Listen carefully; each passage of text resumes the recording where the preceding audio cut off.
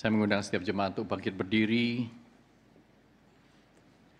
untuk mendengarkan firman Tuhan. Yang terambil hari ini dari Injil Matius pasal yang keempat. Injil Matius pasal yang keempat, ayat yang pertama sampai dengan ayat yang ke-11. Matius pasal yang keempat, ayat yang pertama sampai dengan ayat yang ke-11. Tentang Yesus dicobai di padang gurun. Hai umat Allah, dengarlah Tuhan berfirman. Lalu Yesus dibawa oleh Roh ke padang gurun untuk dicobai iblis. Setelah berpuasa 40 hari dan 40 malam, akhirnya laparlah Yesus. Datanglah si pencoba dan berkata kepadanya, "Jika engkau anak Allah, perintahkanlah supaya batu-batu ini menjadi roti." Jawab Yesus, "Ada tertulis, manusia hidup bukan dari roti saja, tetapi dari setiap firman yang keluar dari mulut Allah." Lalu iblis membawanya ke kota suci dan menempatkan dia di pinggir atap bait Allah. Lalu berkata kepadanya, "Jika engkau anak Allah, jatuhkanlah dirimu ke bawah. Sebab ada tertulis, mengenai engkau ia akan memerintahkan malaikat-malaikatnya dan mereka akan menatang engkau di atas tangannya supaya kakimu jangan terantuk pada batu." Yesus berkata kepadanya, Ada pula tertulis,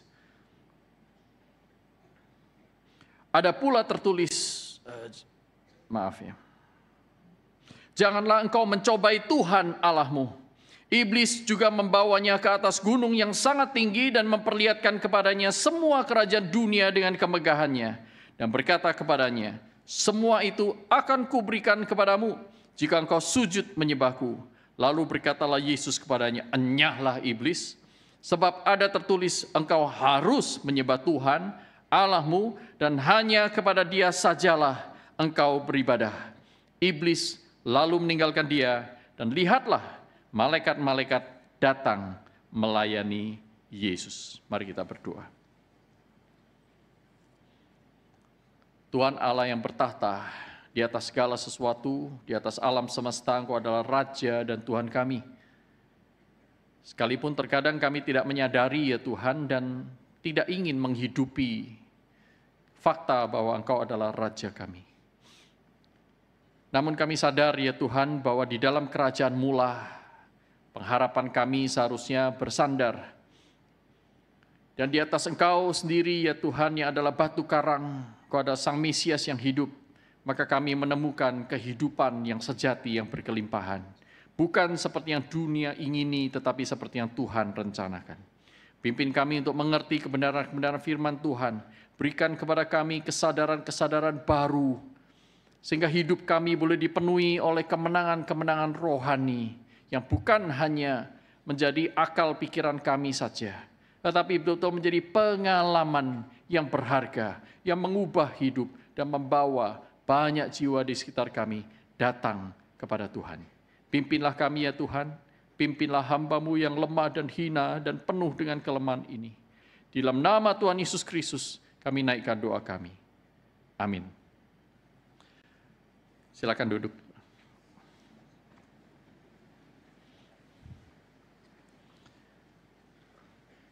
Tidak ada kondisi yang lebih berbahaya bagi seorang prajurit yang lupa bahwa ia sedang dalam peperangan dan berada di medan perang. Tetapi sekalipun dia sadar bahwa dia sedang dalam peperangan, ada beberapa hal penting yang dia harus tahu, saudaraku. Kesadaran seseorang berada dalam peperangan rohani itu hal yang penting, tetapi tidak cukup. Seorang ahli perang, jenderal besar, seorang filsuf dari China bernama Sun Tzu, dia berkata demikian, "Jikalau engkau mengenal musuhmu dan engkau mengenal dirimu, maka engkau tidak perlu khawatir akan hasil dari 100 laga pertempuran di depan. Tetapi jika engkau mengerti dirimu, tetapi engkau tidak mengenal musuhmu, maka setiap kali engkau mendapatkan kemenangan, tetapi engkau juga akan mendapatkan kekalahan berikutnya. Namun, jika engkau tidak mengenal keduanya, baik musuhmu maupun engkau tidak mengenal dirimu, maka engkau pasti akan takluk di dalam setiap laga pertempuran. Saudaraku, penting sekali buat kita bukan hanya untuk sadar bahwa kita sedang dalam medan peperangan, supaya kita tidak tertidur di dalam peperangan. Tetapi kita juga penting untuk mengerti siapa musuh kita di dalam peperangan rohani ini. Dan bagaimana kita bisa mengalahkan musuh yang sedemikian dahsyat itu. Musuh kita dalam peperangan rohani bukanlah Allah. Allah dari pihak kita, dia mati untuk kita, dia mengasihi kita. Musuh dalam peperangan rohani juga bukan kesulitan hidup. Karena di dalam kesulitan hidup, seseorang bisa semakin bertumbuh, dipakai oleh Tuhan untuk semakin dekat dengan dia. Tetapi pada saat yang sama, banyak orang di tengah ketiadaan atau minimnya kesulitan hidup justru semakin jauh dari Allah. Jadi kesulitan hidup bukanlah peperangan, bukanlah musuh dalam peperangan kita yang harus kita perangi. Musuh dalam peperangan rohani juga bukan sesama kita, sesama manusia. Karena Tuhan memerintahkan kita untuk mengasihi sesama kita, bahkan dia berkata, kasihlah musuhmu. Artinya jangan jadikan mereka musuh. Kasihlah mereka sebagai sesamamu manusia. Thomas Aquinas di dalam konsili di Trente menyebutkan, musuh-musuh dari jiwa itu ada 3. Mundus, caro, et diabolus. Artinya adalah dunia, daging, kedagingan, dan si iblis, si jahat itu. Dunia tentu bukan dunia kerja, dunia keluarga, bukan seperti itu. Yang dimaksud di sini adalah dunia yang melawan Allah. Seperti yang tercatat dalam 1 Yohanes pasal 2 ayat 15 sampai dengan ayat yang ke-17. Jangan mengasihi dunia dan segala isinya, karena semua keinginannya akan berlalu. Keinginan mata, keangkuhan hati, dan seterusnya, semua yang ditawarkan oleh dunia. Jadi dunia yang dimaksud adalah dunia yang melawan Allah, bukan segala macam dunia. Kedagingan, keberdosaan. Rasul Yakobus dalam pasal 1 ayat 13 sampai 15 berkata, Allah tidak mencobai siapapun dan dia tidak dicobai oleh siapapun. Tetapi setiap orang dicobai oleh keinginannya sendiri, yaitu keinginan daging, keinginan dosa. Dan Efesus pasal 6 ayat 12 berkata, musuh kita bukanlah darah dan daging, tetapi roh-roh yang melayang-layang di udara, yang memiliki kuasa yang besar untuk melakukan banyak hal. Dia adalah iblis dan kerajaannya. Saudaraku, pertanyaan kita hari ini adalah bagaimana kita bisa mengalami kemenangan rohani? Dan bagaimana kemenangan Kristus yang dinyatakan dalam kitab suci bisa menjadi kemenangan saudara dan saya. Sehingga kita tidak terus-menerus dirundung, dibuli oleh musuh kerajaan Allah itu, saudaraku. Oleh karena ketidakmengertian kita. Saudara, ada banyak langkah yang harus saudara dan saya persiapkan untuk bisa mengalami kemenangan-kemenangan rohani. Tentu tidak cukup satu khotbah membuat Anda menjadi piawai dan jenderal dalam kerajaan Allah, bukan? Saudara, tetapi mari kita mulai dari hal-hal yang mendasar. Kita mulai dengan fokus untuk mengenali siapa sebenarnya musuh kita. Ini hal yang penting. Kita perlu mengenali musuh kita. Dan kita perlu mengenali bagaimana cara Kristus mengalahkannya. Mari kita lihat satu persatu, saudaraku. Etos dan cara kerja iblis. Seperti apa? Kalau saudara perhatikan dalam Matius pasal 4, ayat 1 sampai dengan ayat yang ke-11 ini, saudara akan melihat cara kerja iblis. Yang pertama, iblis datang tidak diundang. Dia juga pergi untuk kembali. Dalam Lukas pasal 4 ayat 13, saudaraku, padanan atau paralel dari bagian ini, Lukas pasal 4 ayat 13, di sana berkata demikian, saudaraku. Sesudah iblis mengakhiri semua pencobaan itu, ia meninggalkan dia sampai tiba saat yang baik.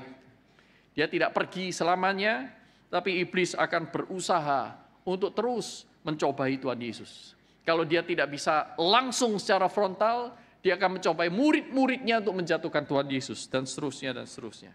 Iblis tidak datang untuk diundang. Dia tidak datang karena diundang. Tapi dia datang karena memang pekerjaannya adalah mencobai. Seperti saudara lihat dalam pasal 4 ayat yang pertama, lalu Yesus dibawa oleh roh ke padang gurun untuk dicobai iblis. Saudaraku, banyak orang mengartikan bagian ini yaitu bahwa Roh Kudus itu berfungsi sebagai event organizer. Mengadakan sebuah pencobaan. Dia mengundang Yesus untuk masuk dalam pencobaan itu dan mengundang iblis untuk mencobai Yesus. Alkitab tidak pernah approve cara interpretasi seperti ini. Saudaraku, Roh Kudus memimpin Tuhan Yesus datang ke padang gurun. Ia memenuhi Kristus, saudaraku, untuk mempersiapkan diri bagi pekerjaan besar kerajaan Allah yang nanti berujung kepada salib, saudaraku. Satu rencana yang sudah Allah rencanakan sejak di dalam kekekalan. Sesuatu yang membutuhkan ketundukan mutlak dari sang anak kepada kehendak sang Bapa, saudaraku. Ini hal yang tidak mudah, hal yang paling sulit. Dan untuk itu, Tuhan Yesus harus mengambil waktu untuk mempersiapkan dirinya. Maka dia mengambil waktu, menjauhkan diri dari orang-orang di sekitarnya 40 hari di padang gurun. Dan dia berpuasa karena dia akan pergi berperang. Nah, di dalam kondisi puasa inilah iblis tahu ini adalah kesempatan yang terbaik. Jadi ini adalah pekerjaan iblis untuk mencobai, bukan karena dia diundang.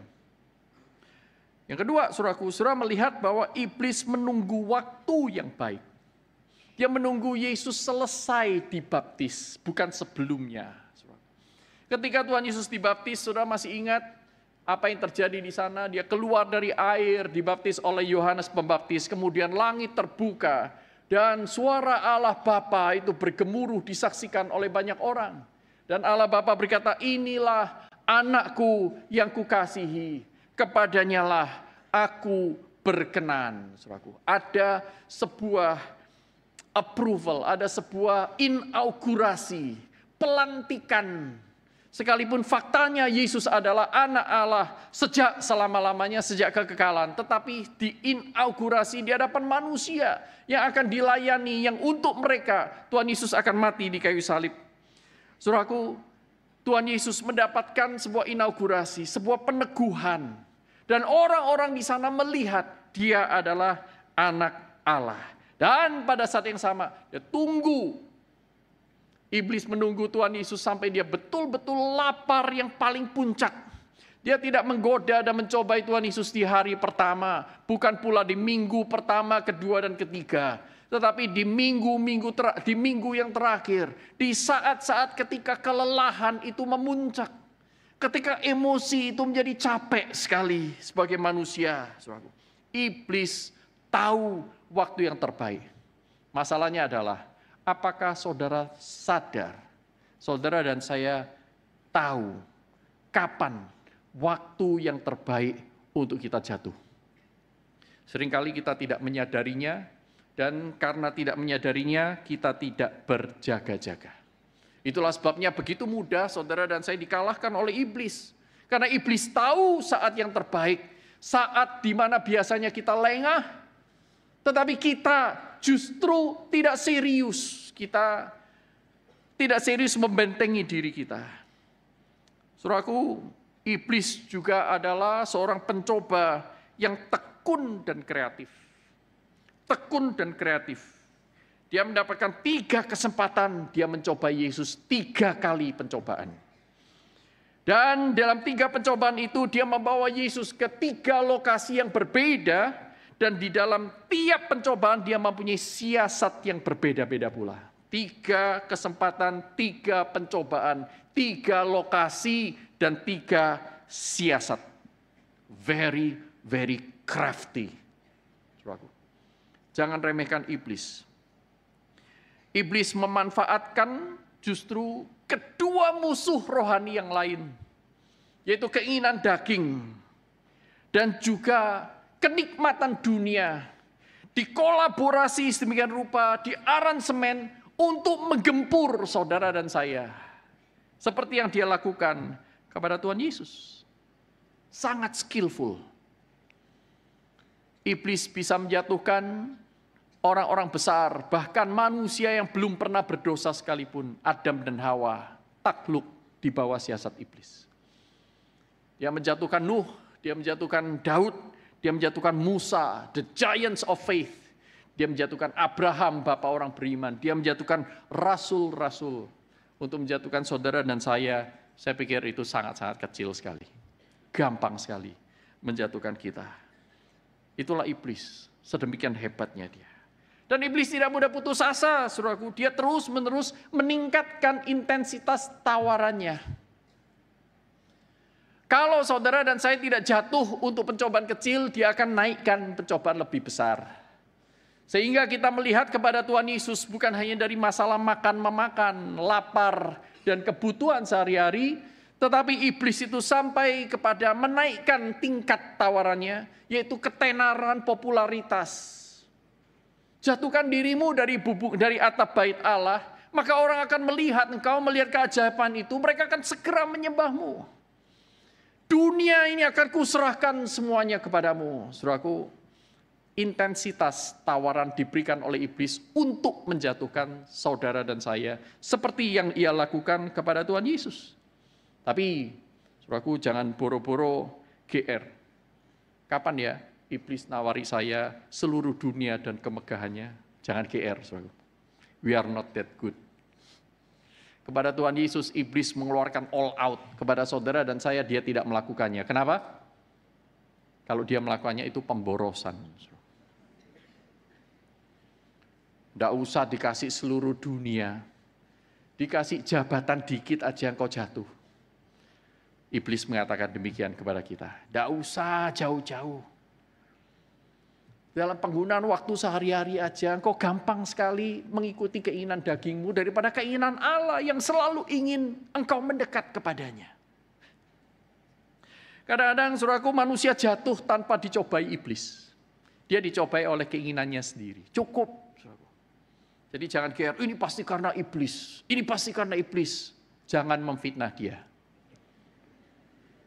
Tidak semua kejatuhan kita karena iblis. Iblis itu pintar sekali.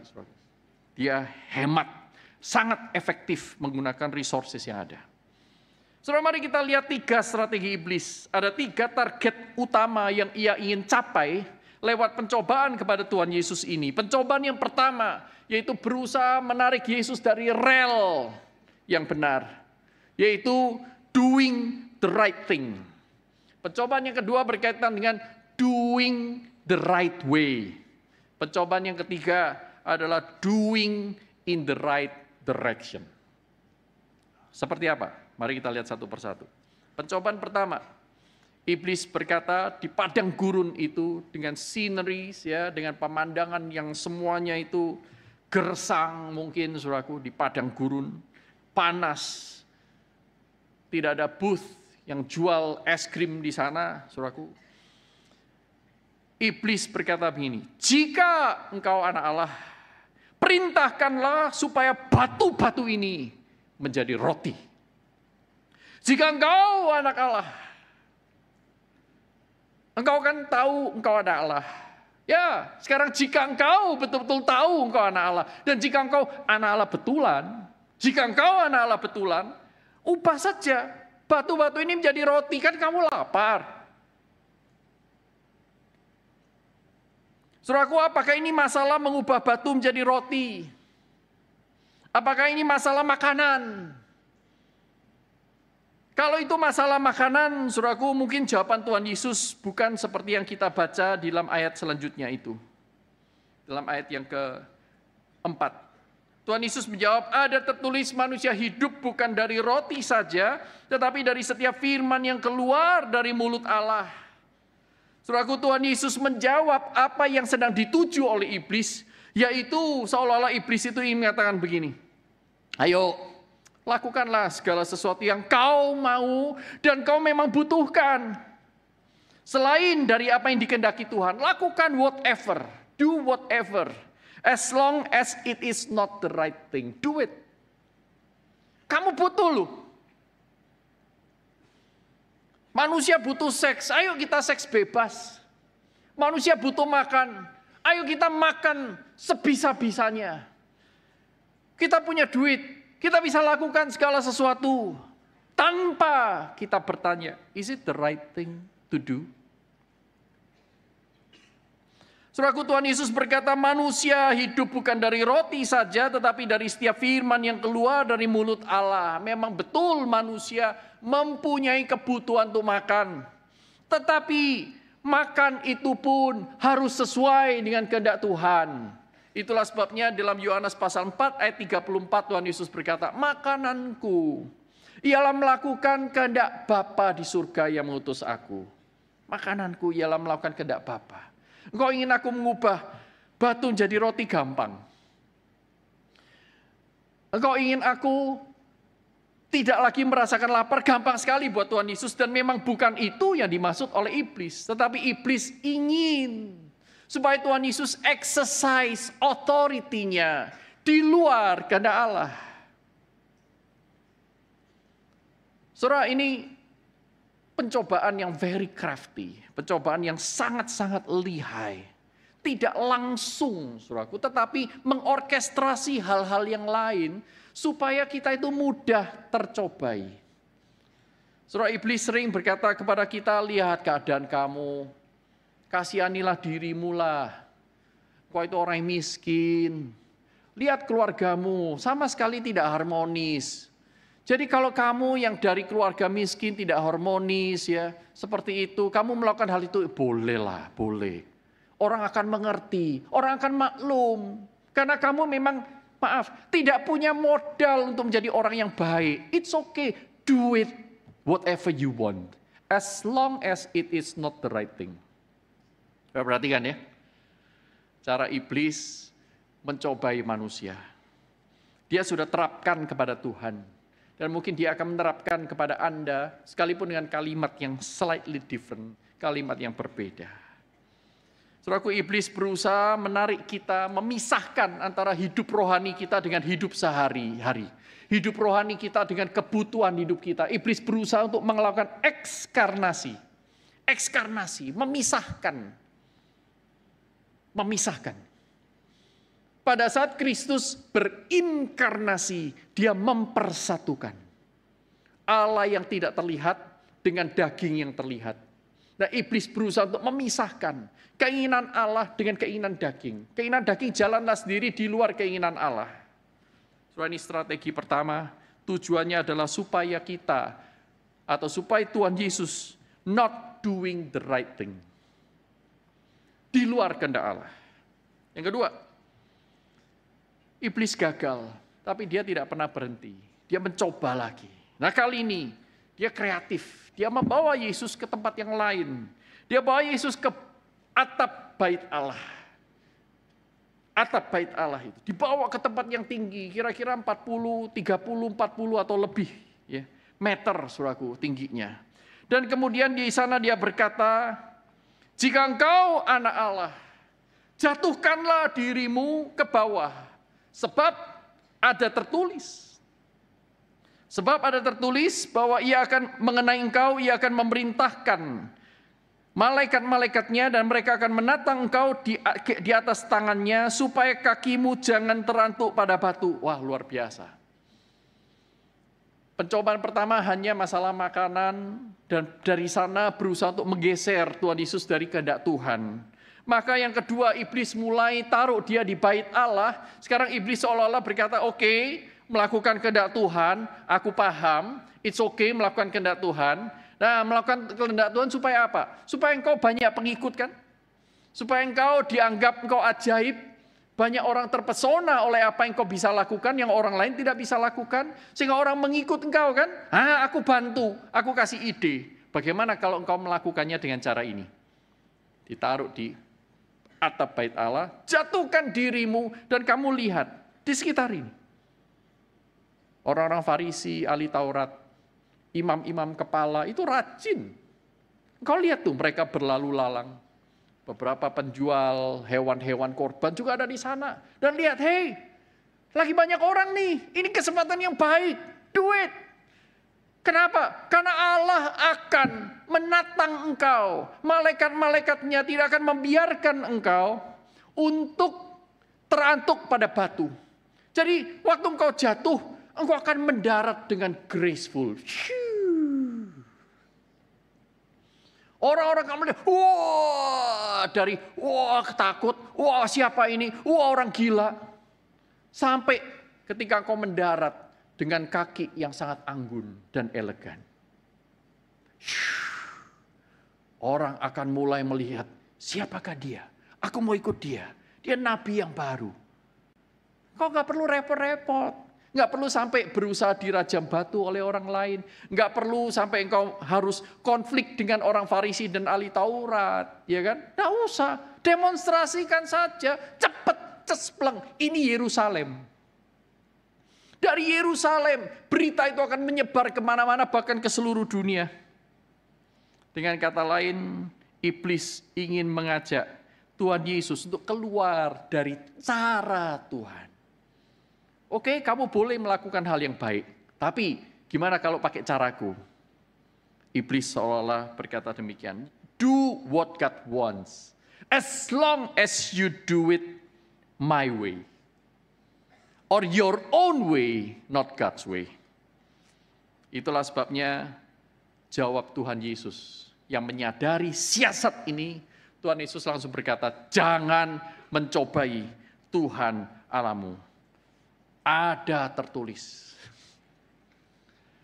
Kalau iblis mengutip kitab suci di pencobaan kedua, Tuhan Yesus konsisten mengutip kitab suci mulai dari pencobaan pertama sampai pencobaan yang ketiga. Saudaraku yang terkasih dalam Tuhan, William Ames berkata, mencobai Allah itu artinya menuntut Allah menepati janji-janjinya sekalipun sarana-sarana dan syarat-syarat itu tidak dipenuhi. Saya ulangi sekali lagi. Mencobai Allah itu berarti, saudaraku, menuntut janji Allah padahal syarat dan sarana-sarana itu tidak ada. Alkitab tidak pernah memisahkan perintah dari anugerah, iman dari ketaatan. Tidak pernah. Ketika Tuhan memberikan kepada Adam dan Hawa, menempatkan mereka di Taman Eden, Tuhan memberikan kepada mereka perintah, beranak cuculah, penuhilah semua bumi. Tapi pada saat yang sama dia memberikan anugerah, ya kan? Pada saat engkau mengikuti jalan Tuhan, anugerah Tuhan akan menyertaimu.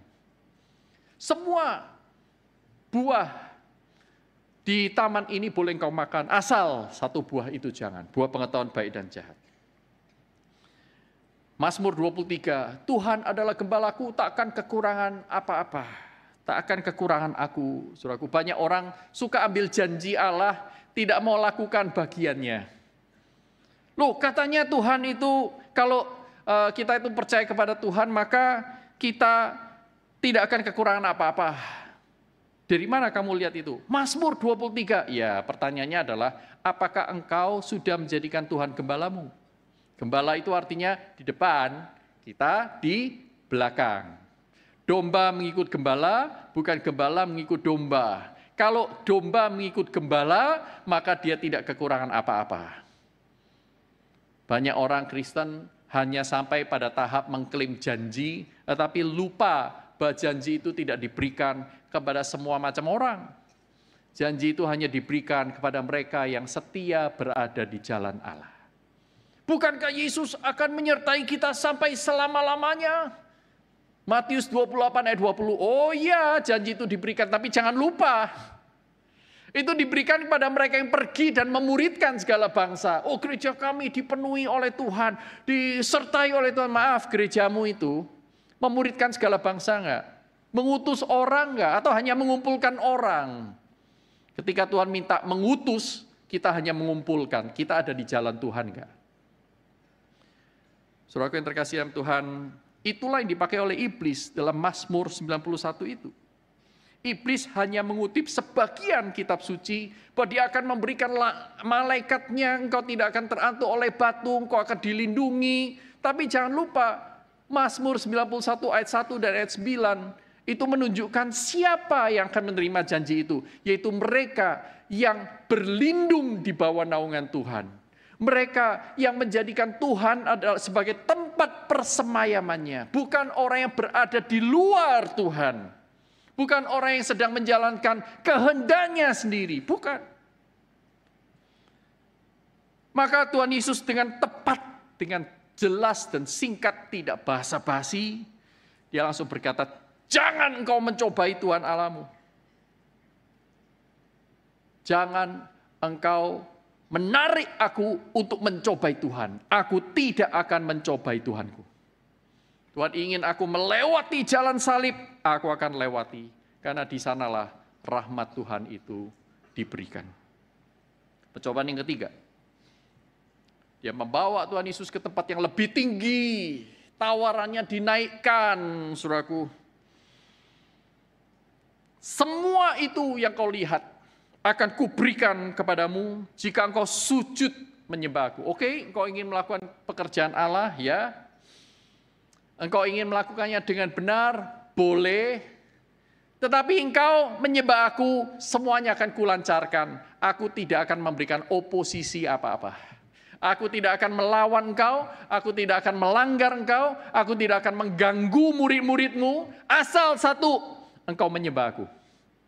Wah, luar biasa saudaraku, cara iblis ini. Apakah iblis sedang menawarkan Yesus kuasa atas seluruh dunia? Apakah iblis sedang mengguncang perasaan gengsi sang Mesias? Ayo, lakukan apapun yang kau mau dan mampu. Dengan intuisimu, engkau pasti bisa. Asal bukan dengan pikiran Tuhan. Jangan lakukan dengan pikiran Tuhan. Pakai caraku. Sembah aku, ikut caraku. Ikutlah aku. Tapi Tuhan Yesus berkata, enyahlah iblis, sebab ada tertulis, engkau harus menyembah Tuhan Allahmu, dan hanya kepada Dia sajalah engkau berbakti. Saudaraku, Tuhan Yesus tahu. Mazmur 2 ayat 7-8 berkata bahwa segala bumi akan menjadi miliknya.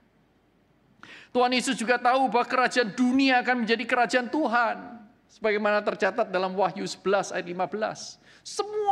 Semua lutut akan bertelut, semua lidah akan mengaku, aku adalah Tuhan. Bagi kemuliaan Allah Bapa. Tetapi yang berusaha untuk diberikan, ditawarkan oleh iblis ini adalah, engkau boleh kok menjadi Tuhan, boleh, nggak apa-apa. Semua lidah mengaku, semua lutut bertelut, it's okay.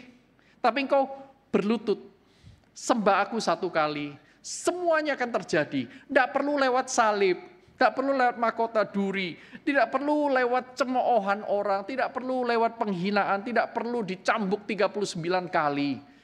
Tidak perlu engkau disalah mengerti, difitnah, dan hendak dijorokkan turun ke jurang. Tidak perlu engkau sampai merisikokan diri hendak dirajam batu oleh orang-orang yang tidak mengerti engkau. Lakukan ini, aku akan bereskan semuanya. Ongkosnya apa? Menyembah aku, bukan menyembah Allah. Prinsip dunia, bukan prinsip jalan salib. Saudara perhatikan, cara dunia itu punya topik yang sama. Dunia itu selalu aiming mentargetkan kelemahan yang sama dalam diri saudara dan saya. Yaitu apa? Quick fix. Selesaikan dengan cepat. Selesaikan dengan cepat, rasakan kenikmatan itu saat itu juga. Engkau tidak harus menunggu, terima. Sembahlah aku. Kau akan mendapatkan semuanya. Quick fix. Tapi ini cara dunia. Saudara dan saya harus mengenali strategi ini. Kau mau menjadi dokter, kau mau menjadi perawat, kau ingin menjadi guru, ada cara yang paling gampang. Well, tapi saya tidak bisa, ini kan harus sudah masuk UPH, ya lalu bagaimana? Harus lewat kuliah tuh, semester 1, semester 2, dan seterusnya penempatan, kan semua harus diikuti. Gak apa-apa, udah pokoknya lakukan saja, sembah aku. Semua tugasmu beres. Mungkin saat ini sudah merasa, tidak ada tuh pencobaan seperti itu, buat iblis itu pemborosan. Gak usah digituin. Tidak apa-apa, boleh mereka jadi dokter, boleh mereka jadi perawat, boleh mereka jadi guru, boleh mereka jadi psikolog, boleh mereka menjadi profesi-profesi yang lain. Tetapi aku tahu dalam diri mereka nggak pernah kok menyembah Tuhan. Lihat, Yang mereka lakukan sehari-hari, menyembah Tuhan, memuliakan Tuhan, nggak usah. Nggak ada. Saat teduh pun kepaksa. Saudara mencatat khotbah, karena saudara harus memenuhi kewajiban. Ada poinnya kan? Minimal harus berapa? 5. Apakah engkau dan saya menyembah Allah di ruangan ini? Maka iblis bilang, yang ini tidak usah dicobai, jatuh sendiri. Saudara, bukan sekelas harus dicobai iblis. Kita harus hati-hati teman-teman. Karena apa? Ini kelemahan kita. Saya juga punya kelemahan itu. Kepingin semuanya cepat, quick fix. Tetapi mengorbankan hal yang paling esensial, yaitu berjalan bersama dengan Tuhan, mengenal Dia, berelasi dengan Dia, dekat dengan Dia. Yang itu jauh lebih penting daripada segala sesuatu. Sampai Pemazmur 73 itu berkata, tidak ada yang kuingini di surga selain di bumi. Tidak ada yang kuingini di surga selain Engkau, tidak ada yang kuingini di bumi selain Engkau Tuhan. Sekalipun dagingku, hatiku habis lenyap. Engkau adalah gunung batuku dan bagianku sampai selama-lamanya. Habakuk pasal 3 ayat-ayat yang terakhir berkata, sekalipun pohon ara tidak berbunga, hasil panen itu mengecewakan, Engkau tetap adalah kekuatanku. Menjejaki gunung-gunung batu. Tidak takut kepada kesulitan. Tapi yang dia takutkan adalah jauh dari Allah. Ini adalah anak Tuhan. Tetapi banyak di antara kita tidak takut akan Tuhan. Saya tidak bilang takut itu fear seperti kita takut perampok, kita takut penjahat, kita takut orang bersenjata. Bukan. Ketakutan yang saya maksud itu adalah hormat. Rasa hormat. Aduh, kalau aku tidak menghormati Tuhan, aku akan menyakiti hatinya karena Dia sudah begitu mengasihi aku. Aduh, kalau aku tidak berada di jalan Tuhan, aku takut karena apa? Di luar jalan Tuhan justru bahaya itu banyak sekali di sana. Seringkali bahaya itu tidak berlabel bahaya. Ada banyak bahaya yang tidak berlabel bahaya, saudaraku. Betul nggak, saudaraku? Kalau bahaya labelnya bahaya, tidak laku bahaya itu. Bahaya selalu berlevel kenikmatan. Bahaya sedikit, nikmatnya banyak. Di kotak-kotak rokok itu loh, saudara lihat, hati-hati. Menghisap rokok, itu Anda akan punya risiko besar untuk ini, itu, dan seterusnya. Sudah tahu itu pun tetap dilakukan. Ini orang yang tidak takut akan Tuhan. Saudara yang terkasih dalam Tuhan, dari 3 pencobaan itu kita melihat etos dari iblis sedemikian jelas. Tetapi pada saat yang sama kita juga melihat strategi Tuhan Yesus mengalahkan iblis. Etos dan kunci kemenangan Kristus terpampang jelas juga di sana. Kristus tidak perlu mencari musuh yang cari Dia. Saudara dan saya tidak perlu cari musuh rohani ada di sekitar kita. Tetapi Tuhan Yesus juga tidak menghindar. Dia menghadapinya dan memenangkan pertarungan itu. Demikianlah saudara dan saya tidak perlu menghindar peperangan rohani. Kita harus menghadapinya dan memenangkannya. Secepat mungkin saudara dan saya menghadapinya, secepat itu pula kita akan memenangkannya. Saya agak kurang setuju dengan ilustrasi dari pendeta Reinhard Bonnke dalam salah satu khotbahnya. Dia memberikan sebuah parabel, sebuah perumpamaan tentang seseorang yang mempunyai rumah 2 tingkat. Dia tinggal di rumah itu cukup nyaman. Satu kali rumah itu diketok. Dia membuka pintu, dia melihat, oh Tuhan Yesus. Oh Tuhan Yesus, aku sudah menantikanmu, silakan masuk. Engkau adalah tamu spesial buatku. Rumahku ada 10 kamar, aku berikan kepadamu 1 kamar yang paling spesial, paling mewah, paling berfasilitas. Semua dekorasi, semua mebel-mebel itu yang paling baik ada di sana. Tuhan Yesus sebagai gentleman, dia berkata, terima kasih. Dia naik ke atas, diantarkan kamarnya, 1 kamar itu. Keesokan harinya diketok lagi pintu. Ternyata iblis, saudaraku. Dia melihat, wah iblis. Dia baru mau tutup pintu, iblis itu sudah taruh satu kaki di dalam, saudaraku.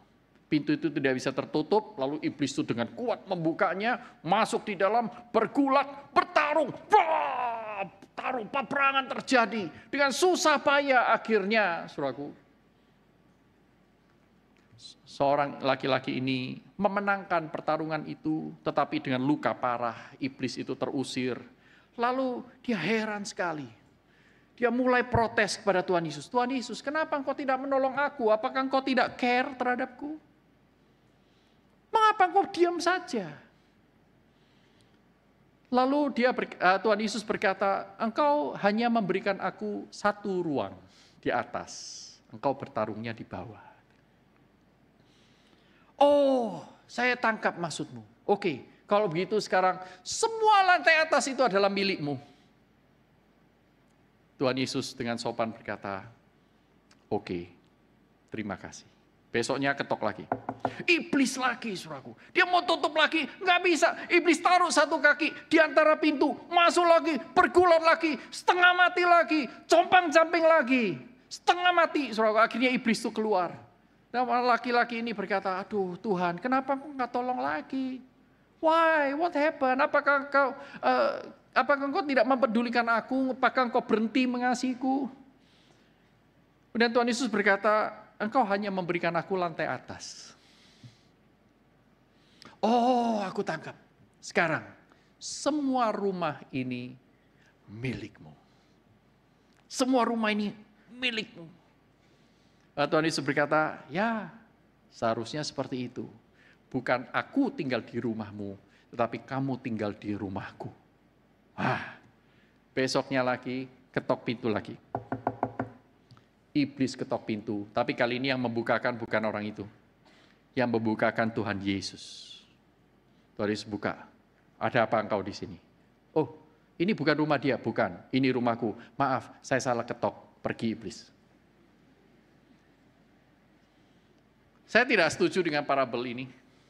Kenapa? Di sana mengatakan bahwa seolah-olah kalau kita itu sudah dekat dengan Tuhan, kita tidak mungkin dicobai iblis lagi. Betul? Alkitab mengatakan sebaliknya. Tuhan Yesus pun dicobai. Kita akan senantiasa hidup dalam constant battle for the glory of God. Itu perkataan Karl Barth. We are always in a constant battle for the glory of God. Saudaraku, kita tidak tinggal di dalam Tuhan supaya kita tidak mengerjakan apa-apa. Tetapi kita tinggal dalam Tuhan, justru kita berada di dalam jalan Tuhan, jalan yang penuh dengan peperangan, karena kita sedang berada di dalam dunia berdosa. Kita berada dalam Tuhan artinya saudara dan saya dipersiapkan untuk peperangan rohani. Saudara dan saya adalah para murid yang dipersiapkan untuk menjadi tentara-tentara kerajaan Allah. Bukan menjadi orang yang ongkang-ongkang kaki. Ada Yesus kok. Masalahnya Tuhan Yesus itu yang memerintahkan kita. Lawanlah iblis musuhmu itu. Tetaplah teguh, berdiri, berpegang kepada kebenaran. Pakailah semua alat senjata-senjata kebenaran itu, senjata-senjata rohanimu. Kenakan dirimu, jangan lengah. Ini Tuhan Yesus. Saya tidak tahu Tuhan Yesus siapa di dalam perumpamaan itu. Tetapi Tuhan Yesus yang ada di Alkitab adalah Tuhan Yesus yang memberi diri bahkan dicobai. Tetapi saudara perhatikan di sini. Etos Tuhan Yesus. Tuhan Yesus mengenali siasat musuh. Dengan cermat dia mengenali kondisi dan kerentanan dirinya. Dia tahu dia sedang lapar. Dia tahu dia adalah anak Allah yang bisa melakukan segala sesuatu. Dia tahu, tetapi ketika iblis mencobai di sana, dia sudah membentengi dirinya dengan kebenaran-kebenaran Allah yang seharusnya. Hal itu juga menjadi cara kita menghadapi iblis. Adalah lebih baik mempersiapkan diri daripada mengobati. Dalam dunia medis itu kita kenal ya. Lebih baik preventif daripada kuratif. Tetapi betapa banyak orang Kristen yang malas untuk mempersiapkan diri dalam peperangan. Kepenginnya dimanja. ditolong pada saat peperangan sudah terjadi. Tapi perhatikan, Tuhan Yesus mengenali siasat musuh dengan cermat. Di balik kata-kata itu ada sesuatu yang mereka tuju, the right thing, the right way, in the right direction. Tuhan Yesus mengenali kondisi dan kerentanan dirinya. Dan kedua, saudaraku, lihat, perhatikan. 3 kali pencobaan, Tuhan Yesus selalu menggunakan pedang roh yang tepat. Firman Tuhan yang tepat, bukan sembarangan, bukan asal kutip. Tetapi betul-betul directly opposing. Langsung melawan frontal, saudaraku. Godaan dari iblis. Kenapa bisa seperti itu? Karena Tuhan Yesus mengenal firman. Tuhan Yesus dididik di dalam firman Tuhan oleh orang tua yang sangat mengasihi Tuhan. Mungkin saudara dan saya bukan orang yang dididik oleh orang tua kita, mengenali firman Tuhan begitu banyak, begitu kokoh, begitu kuat. It's okay, it's in the past. Tapi hari ini saudara berada di sini, hari ini saudara berada di gereja ini, saudara dan saya sedang dipersiapkan. Bertekunlah dalam pengajaran firman, saudara. Sehingga kita tidak mudah diombang-ambingkan oleh rupa-rupa pengajaran. Tetapi bukan hanya itu, hidupilah firman itu. Tidak ada seorang perenang yang menjadi perenang handal hanya dengan nonton YouTube tentang renang. Hanya dengan ikut seminar tentang renang. Dia harus nyemplung, harus ada yang coaching dia, harus ada yang kasih tahu kelemahan dia, kesalahan-kesalahan gerak dia, baru dia bisa maju menjadi perenang yang handal. Demikian pula menjadi prajurit Kristus. Tidak cukup dengar khotbah.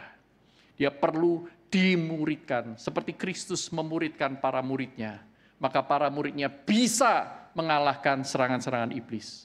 Saudara dan saya jangan berhenti pada yang penting saya sudah dapat kelas, WDK, banyak sekali itu.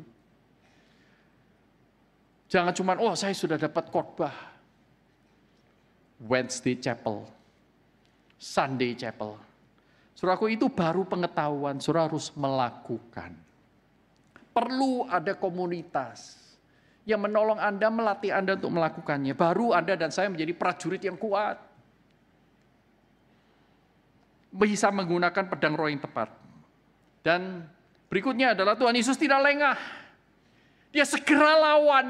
Dia tidak membiarkan lawan itu memberikan serangannya terus-menerus. Begitu ada satu, dia langsung lawan. Saudaraku, 3 siasat, 3 perlawanan, no delay. Kelemahan banyak orang Kristen jatuh ke dalam dosa adalah karena dia mendelay. Mengundur waktu untuk mengambil keputusan yang radikal, mengikut Tuhan daripada mengikut iblis, ataupun mengikut dunia, ataupun mengikut kedagingan kita. Sebentar ya, saya pikir-pikir dulu, tambah dipikir, tambah keliru. Lebih baik tolak dulu, pikir belakangan. Jangan pikir dulu, mau nolak sudah kelewatan. Tuhan Yesus tidak melakukan itu, dia tidak lengah, dia langsung lawan. Head to head. Dia tidak berkompromi sedikit pun. Dan Tuhan Yesus percaya dan berpegang teguh pada janji Allah. Percaya bahwa Allah yang baik, Allah yang tahu waktu yang terbaik. Tuhan Yesus tahu sebentar lagi aku akan makan. Ngapain aku harus membuktikan aku berkuasa hanya untuk memenuhi keinginan si iblis. Sebentar lagi aku akan makan. Dan betul, saudaraku, setelah iblis pergi, malaikat datang melayani Yesus. Seringkali kita tidak sabar, saudaraku, aduh, seks itu kayaknya enak ya. Film-film itu kayaknya bagus banget. Wah, ada perasaan ini. Kita belajar biologi, search YouTube, wah ada dopamin, kita butuh dopamin. Saudara, semakin memikirkan godaan itu dan akhirnya mengambil keputusan yang keliru. Dan akhirnya apa, saudaraku? Saudara membuang waktu yang terbaik dari Allah. Saudara pikir saudara mendapatkan yang terbaik. No. Saudara mendapatkan dosa yang berbalut hal yang baik. Saudara tidak akan melupakan kejatuhan itu seumur hidup. Dan itu akan merusak kehidupan pernikahan Anda. Ya tentu bukan hanya masalah seks. Masalah yang lain. Saudara jadi percayalah, kalau Tuhan itu melarang kita atau Tuhan memerintah kita, dia tidak punya maksud buruk, apalagi mengurangi sukacita yang sejati. No, Justru sebaliknya, dia datang untuk memberikan kepada kita hidup, dan hidup itu dalam kelimpahan, di dalam arti yang sesungguhnya, sejati, bukan KW. Iblis ingin quick fix, tapi kok dapat yang KW. Tapi dia nggak ngomong KW di depan, dia ngomongnya KW di belakang. Ini bukan cuma KW, ini racun. Tapi betapa banyak dari kita yang sudah terikat. Namun hari ini, saudaraku, ketika Tuhan menyatakan pengajaran ini kepada saudara dan saya, Tuhan ingin memberikan kesempatan saudara dan saya kembali. Saya sudah rusak, Tuhan. Maukah engkau masih menerima aku? Tuhan bilang mau. Makanya aku kasih kamu bagian ini untuk dipikirkan. Aku ingin kau tidak terus-menerus dibuli oleh si jahat. Tapi mari datang kepada aku, bertobat.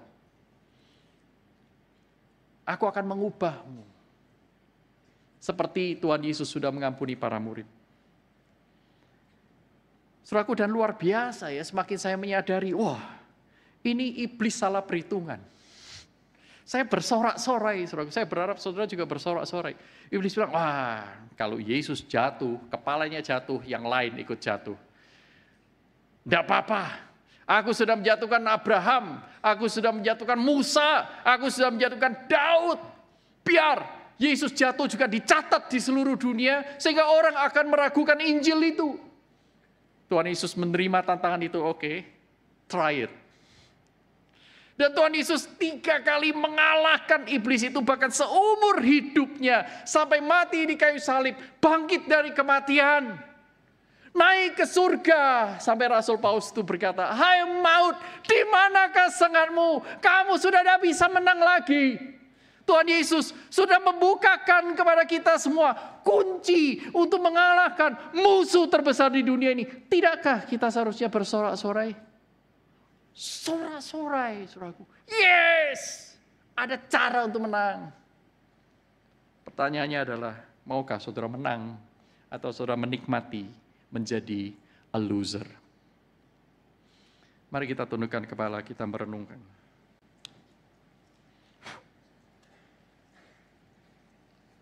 Tidakkah kita bersyukur karena Tuhan telah melanjangi strategi iblis dan memberitahu kepada kita cara untuk mengalahkannya? Taat kepada Tuhan, mendekat kepada Tuhan. Mari kita memeriksa diri, apakah saat ini kita sedang melakukan hal yang benar? Apakah kita sedang melakukannya dengan benar atau dengan cara dunia? Apakah saya melakukannya ke arah yang benar untuk memuliakan Allah, bukan memuliakan diri? Mari kita periksa diri kita.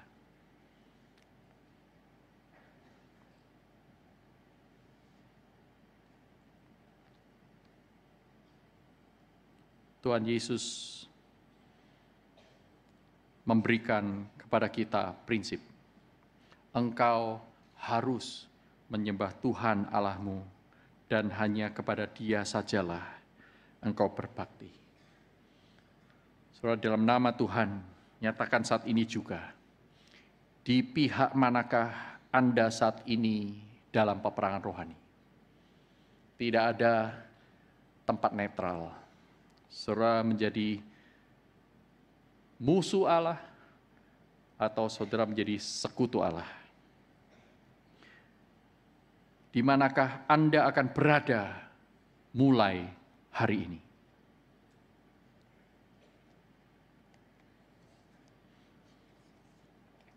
Tuhan, ini kami.